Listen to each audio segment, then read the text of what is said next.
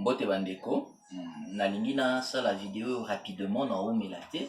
Na sala vraiment la vidéo te eza esexanga konde na osala ngo. Mais nazo sala vidéo yo pour nana faire réfléchir biso banso. Moi moke.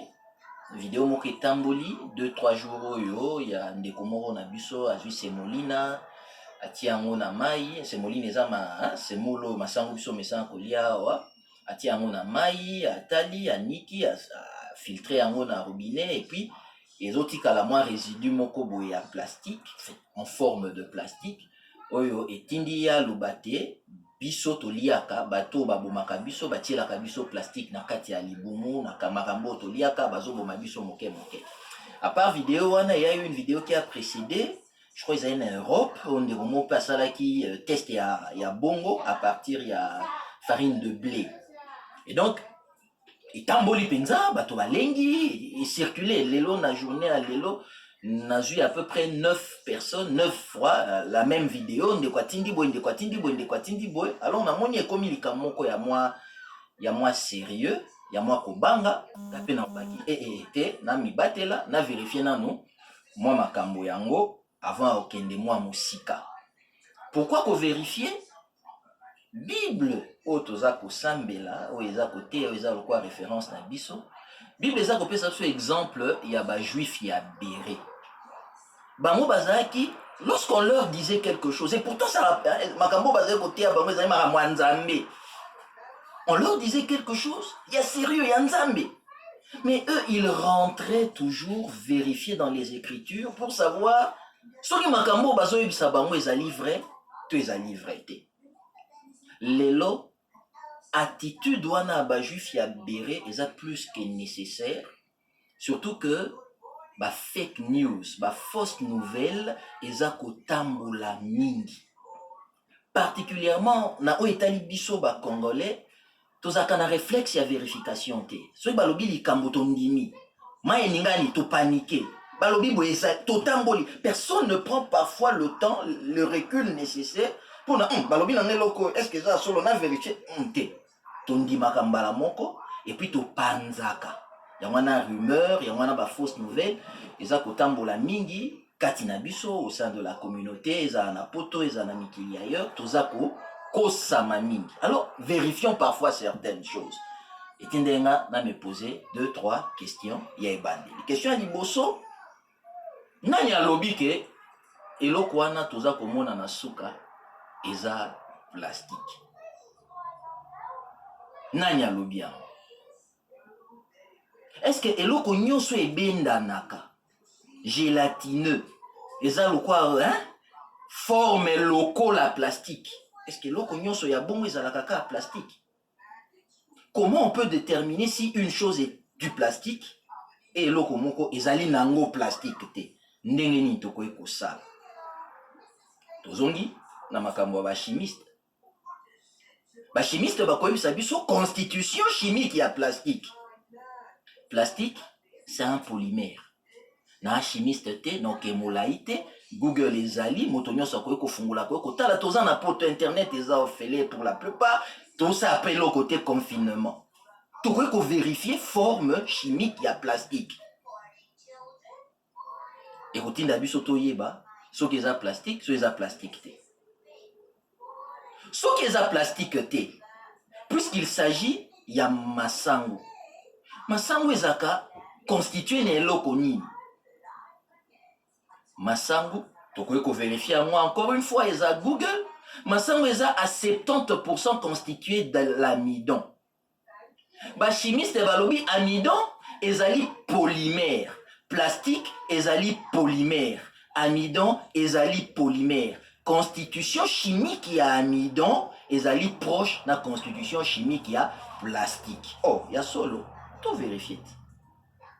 Alors tokoki komilobela tendance o ngana komaki tangu mususu eloko ezobima na suka wana ezali na yango plastique te, ezali peut-être nde amidon.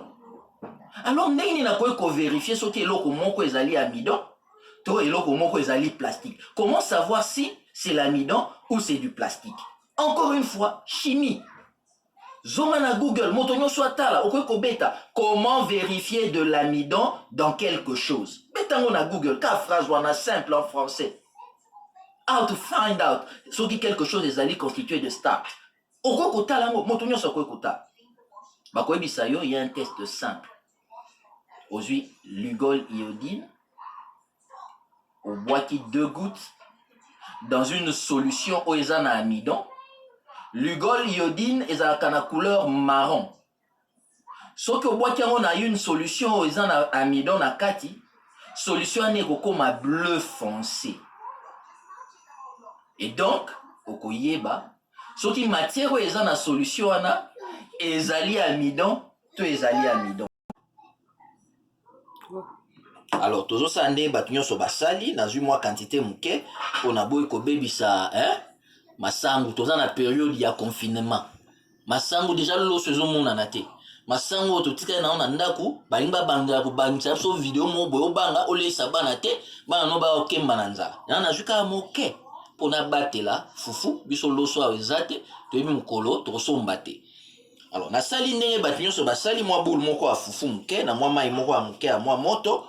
Na bimisi fufu na kozwa fufu yango ndenge balobaki il faut ko filtrer na tia yango na nani comme ça to lekisa yango ti ekosila tota matière nini ekotikala po balobi ndenge kosala oyo ekotikala nde yango nde ezotikala plastique. Bon, on va vérifier, on va aller jusqu'au bout po toyeba soki likambo yango eza solo tote.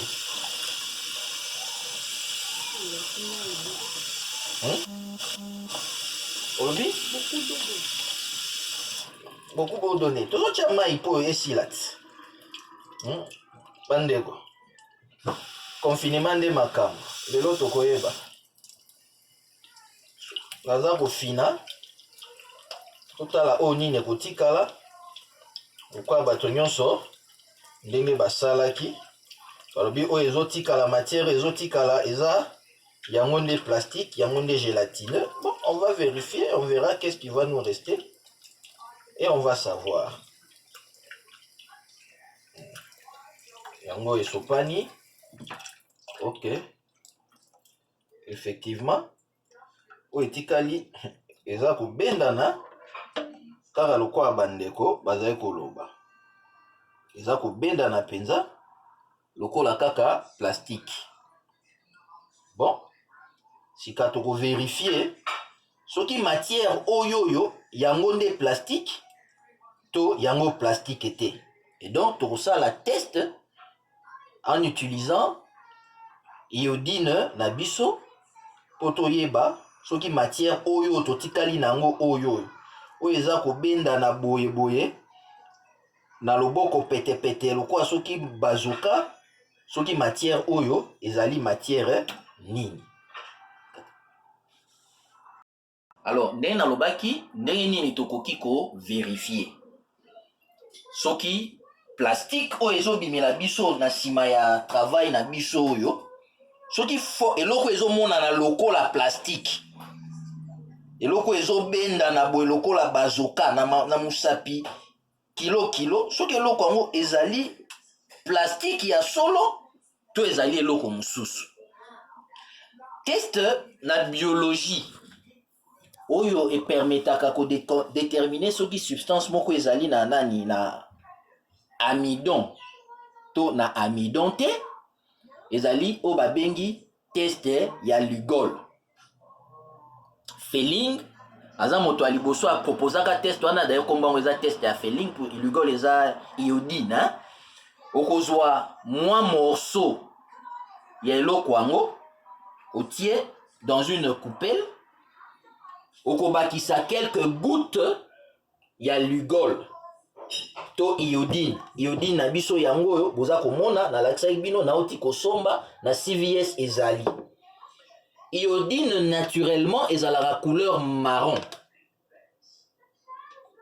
soki ekutani na amidon ekomaka couleur bleu foncé lokola noir tendance moko noir soki eza kaka plastique ya pamba et qu'on changer té et qu'on changer ninité. Na robanda test likolo ya bouchon o ya plastique na oti kolongola yango na molangi. To yebi biso baso ke molangi eza molangi ya plastique. Na zui bouchon ya molangi oyo ya plastique na tie wana. Na kotia lugol, quelques gouttes ya lugol likolo ya bouchon yango. Soki bouchon est changé couleur et commis bleu foncé, to kondima ke effectivement en présence il y a iodine, le plastique devient bleu foncé. Pour l'iodine est à marron, yango on a quelques gouttes, bozomona, ils a quoi marron, ils a le cola, le tendance brun foncé, na iodine, na baloli iodine likolo à bouchon, couleur ils a qu'au demeurer marron. En présence du plastique, conclusion, plastique, na iodine, changement de couleur, ils a aucune réaction. Donc, ce qui est loco pesa plastique, tant que à iodine, et qu'on change dans couleur té, et qu'on tika la kaka marron. Toza komeka. Ngayo na tie. Na ebite so bozo mona po eza vidéo TV za radio te. Et comme couleur nini. Eza ko tendre na miso loko la couleur noire. Iodine yango yo marron likolo ya plastique. Le même iodine na tia yango likolo ya morceau biso to kanisa ki kezali plastique, mais loko les ande amidon et comme vert. Na koye ko sala lisusu test yango na bakisi po peut-être o salaki na bimisi boule wana nyonso ya monene na tia yango kaka boye toko sukola na tandi yango bozomona boule na biso ya plastique eza nango na couleur ya jaune, couleur ya masangu, eza ko benda na eloko biso to kanisa plastique po eza ko benda na lokola bazoka na kozwa iodine yango yo na zui na fini quelques gouttes ngayo naza ko boaka tala ndenge eko bongwama eko mamwindo monsieur otali iodine na kati tala yango na kati ya pipette nanga eza couleur nini ndeko tombola na pipette iodine nanga eza couleur nini marron brun foncé mais les réseaux quoi ya likolo ya substance oyo ezali nde amidon eza ko bongwama ezo koma couleur noire. Test de Fehling talango na Google Fehling F-E-H-L-I-N-G iodine, quelques gouttes d'iodine sur de l'amidon, l'iodine change de couleur, devient brun, change de couleur, devient bleu foncé, tendance noirâtre, alors que naturellement l'iodine est de couleur marron brun foncé. Yango yo iodine na biso likolo a bouchon à plastique échanger nango couleur té. Naza ko bakisa, naza ko tia iodine ebele na kati ya bouchon, eza nango ko changer couleur té, eza tendance marron foncé. Mais dès que ozwi iodine nango longoli yango otia yango ka likolo ya substance nyonso o eza na amidon, la couleur change et l'ongwe bleu foncé, yango ezokomisa yango noir. C'est de la chimie, biologie élémentaire, comment détecter la présence de l'amidon. Amidon bandeko. Amidon ezali na ba substance ebele. Na lobaki na ebandeli. On trouve environ 70% d'amidon dans du maïs. 100 grammes de maïs, farine yon soit maïs, 100 grammes nango, est constitué de 70 grammes d'amidon. On trouve l'amidon dans le riz, on trouve l'amidon dans le blé, on trouve l'amidon dans l'avoine, on trouve l'amidon dans makambo et bili. Donc quand boza koloba plastique, ils ont nango amidon. Toyebi que amidon ezalaka lokola plastique. Zwa elambe elemba bati yango na kati ya midon. Lero konika yango lokola bazen. Badindisi ya midon, batie ocha midon na bazen. Lero zonika ekoni kolela paka paka paka paka lokola sachet lokola plastique.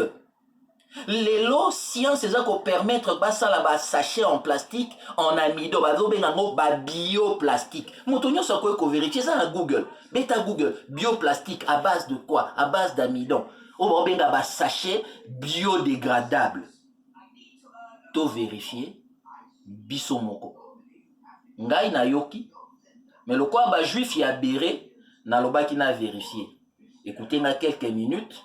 Na $7 na CVS ekangi te eza nango kofungwama moto nyonso akoki komeka yango na ndako makambo nyonso nga na lobi moto nyonso akoki kobeta Google comment détecter l'amidon test ya failing présence soki mpe ngai mpo nga naza nanga chimiste te nasali analyse moko élémentaire mais soki bachimiste batrouve mieux bokabola information avec des éléments de preuve à l'appui. Pour nous, tout le monde a dit que les plastique, ce qui a vérifié est réellement plastique. Ce n'est pas rien que la forme d'une chose, tout ce qui brille n'est pas l'or. Donc, il y